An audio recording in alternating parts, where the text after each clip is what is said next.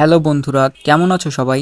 আজ আমরা জানব কেন চোখের পানি ফ্রিজে রাখলেও বরফ হয় না। এর পেছনে রয়েছে বিজ্ঞানের কিছু অসাধারণ মজার কারণ। তো শুরু করা যাক। ১. চোখের পানির প্রধান উপাদান। চোখের পানি শুধু পানি নয়, এতে প্রোটিন, এনজাইম, লবণ এবং অন্যান্য দ্রবীভূত পদার্থ থাকে। ২. লবণ ও অন্যান্য দ্রবীভূত পদার্থ। চোখের পানিতে উপস্থিত লবণ এবং অন্যান্য দ্রবীভূত পদার্থগুলো তার হিমাঙ্ক ফ্রিজিং পয়েন্ট কমিয়ে দেয়, যার ফলে এটি সহজেই জমাট বাঁধে না। ৩. প্রোটিনের ভূমিকা। প্রোটিন চোখের পানি জমাট বাঁধার প্রক্রিয়াকে ব্যাহত করে। প্রোটিন বরফের স্ফটিক গঠনে বাধা দেয়, ফলে চোখের পানি বরফে পরিণত হতে পারে না। ৪. সাধারণ পানির সঙ্গে তুলনা।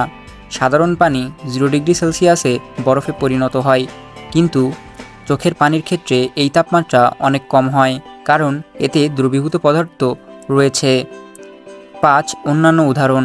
অন্যান্য বায়োলজিক্যাল তরল যেমন রক্ত বা কোষের মধ্যে উপস্থিত তরলও সহজে জমাট বাঁধে না, কারণ সেগুলোতেও দ্রবীভূত পদার্থ এবং প্রোটিন থাকে। তাই চোখের পানি ফ্রিজে রাখলেও বরফ হয় না।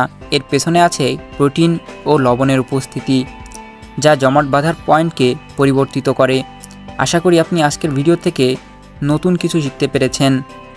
ভিডিওটি ভালো লেগে থাকলে আপনারা চ্যানেলটি সাবস্ক্রাইব করতে পারেন।